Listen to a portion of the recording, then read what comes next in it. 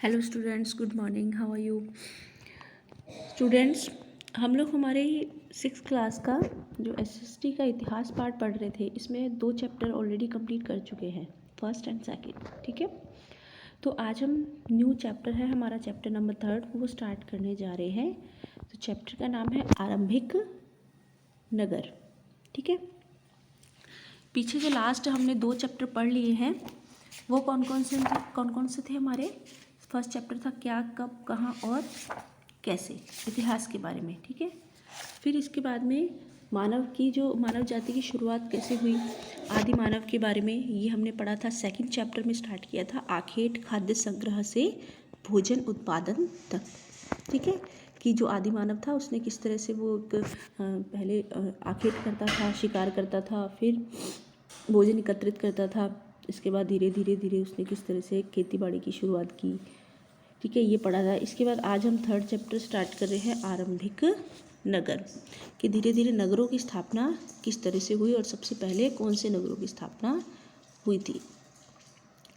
तो ये 3rd chapter जो है इसका काफ़ी पार्ट है जो डिलीट भी हो चुका है आपका, तो ये चैप्टर आज ही हमारा कंप्लीट हो जाएगा क्योंकि इसका हाफ से ज़्यादा पार्ट रिमूव हो चुका है। ठीक है, डिलीट हो गया है। तो स्टार्ट करें इस चैप्टर को, आरंभिक नगर।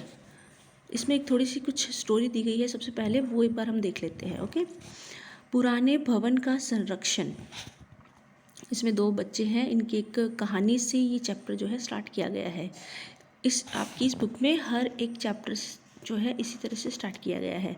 पीछे वाले 2 चैप्टर्स में भी हमने पढ़ा था, तो इस चैप्टर में भी हम देख लेते हैं एक बार किस तरह की स्टोरी है जिससे इस पार्ट की शुरुआत की गई है।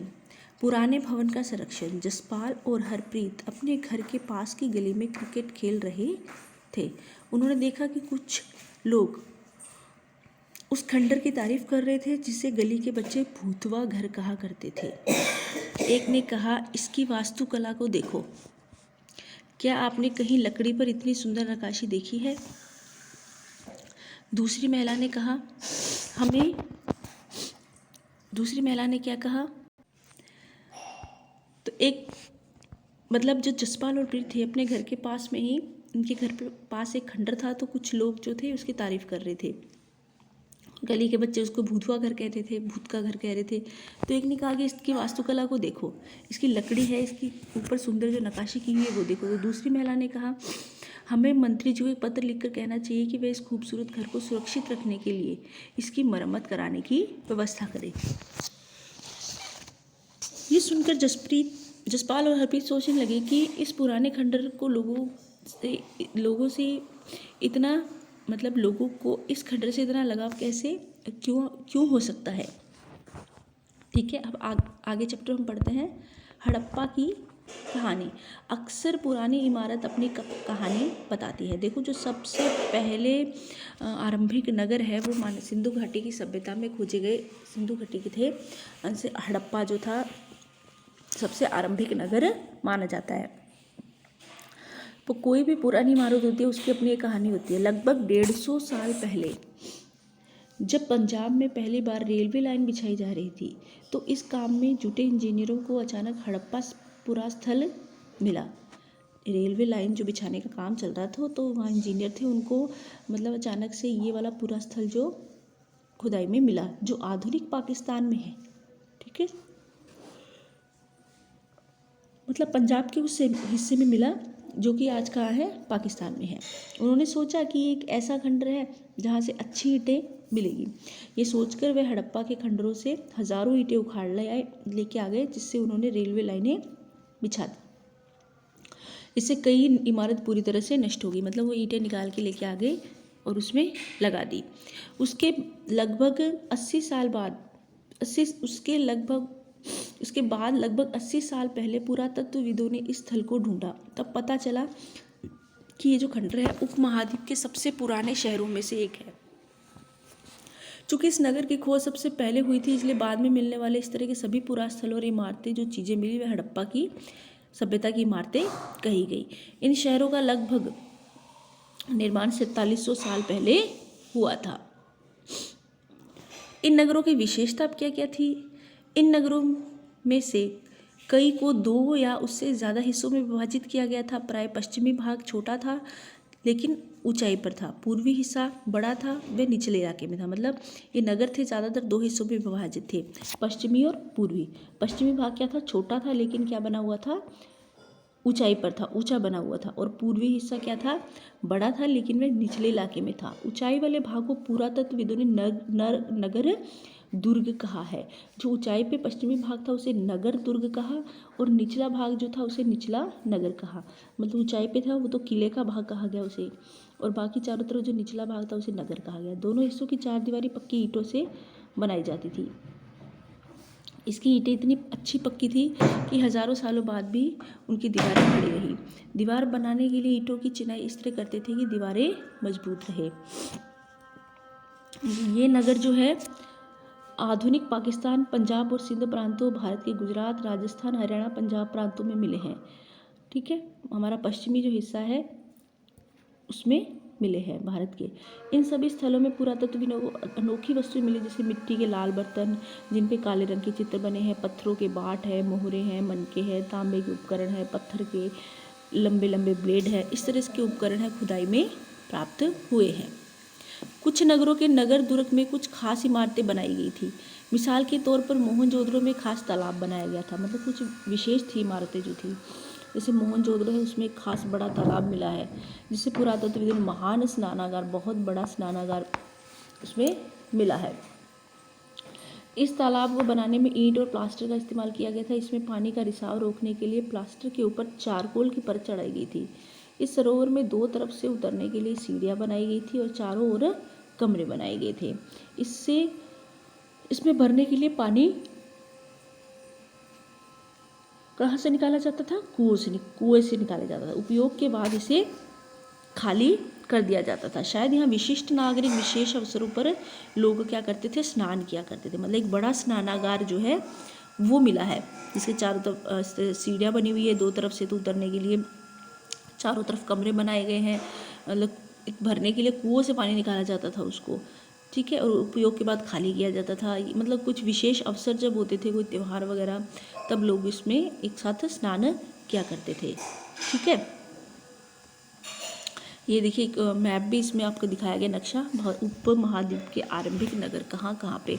ये जो हमारा पश्चिमी भाग है भारत का, ये उत्तरी पश्चिमी भाग है भारत का। इसमें से ये जो सिंध नदी है इसके किनारे पे सभ्यता, ये सिंधु नदी जो है ये जो पाकिस्तान में चली जाती है, इसके किनारे ये सभ्यता मिली है। ठीक है, ये सिंधु की सहायक नदियाँ है, रावी है, झेलम है, चेनाब है। एक तो देखिए राखी गढ़ी है, कालीबंगा है, गवेरीवाला है, चौंदड़ो है, धोलीवीरा है, सुरकोतदा है, लोथल है, सोतका को है, मोहनजोदड़ो है। ये सब आरंभिक नगर जो हमें मिले हैं सभ्यता की खोज में।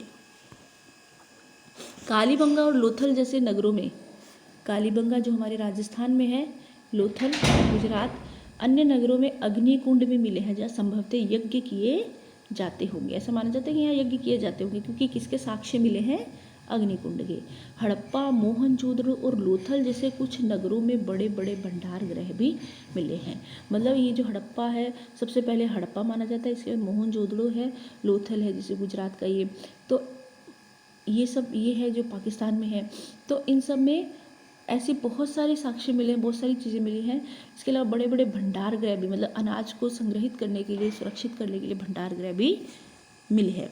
ये देखिए स्नानागृह का चित्र दिया गया है, कितना बड़ा स्नानागृह है, जो इसमें बहुत बड़ा ये खोजा गया। इसके सीढ़ियाँ बनी हुई है दोनों तरफ उतरने के लिए, इधर सीढ़ियाँ बनी हुई हैं, चारों तरफ कमरे भी बने हुए हैं इसके। मतलब ऐसा स्ट्रक्चर दिखाई देता है किस तरह से बना हुआ होगा। ठीक है, इसमें पानी भी भरा जाता था जो कुओं से इसमें डाला जाता था। हड़प्पा के नगरों में ईंटों से चिनाई, ये देखिए इसकी जो चिनाई के किस तरह से उस समय ईंटों से चिनाई की जाती थी। भवन, नाले और सड़कें, इन नगरों के घर आमतौर पे 1 या 2 मंजिले होते थे। घर के आंगन और में चारों ओर कमरे बनाए जाते थे। अधिकांश घरों में क्या होता था, एक अलग स्नानागार पुराना घर होता था और कुछ घरों में कुएं भी होते थे। कई नगरों में ढके हुए नाले थे, इन्हें सावधानी से सीधी लाइन में बनाया जाता था। हर नाली में हल्की ढलान होती थी ताकि पानी आसानी से बह सके। अक्सर घरों की नालियों को सड़कों की नालियों से जोड़ दिया जाता था, बाद में बड़े नालों में मिला दी जाती थी। मतलब कितना इन्होंने मतलब अच्छे से मतलब समझदारी से किस तरह से काम लिया गया था कि घरों की नालियाँ हैं, फिर सड़कों की नालियों में मिला के, फिर उसको बड़े नाले में मिला के, मतलब साफ़ सफाई का कितना ध्यान रखा जाता था उस समय, ये कहा जा सकता है। नालों के ढके होने के कारण जगह जगह पर मेन होल बनाए गए थे, जिसके ज़रिए इनकी देखभाल और सफाई की जा सके। मतलब कितना उस समय भी लोग कितना इस चीज़ के बारे में सोचते थे, योजनाबद्ध करके किससे बनाया गया था। घर, नाले और सड़कों का निर्माण योजनाबद्ध तरीके के साथ किया जाता था।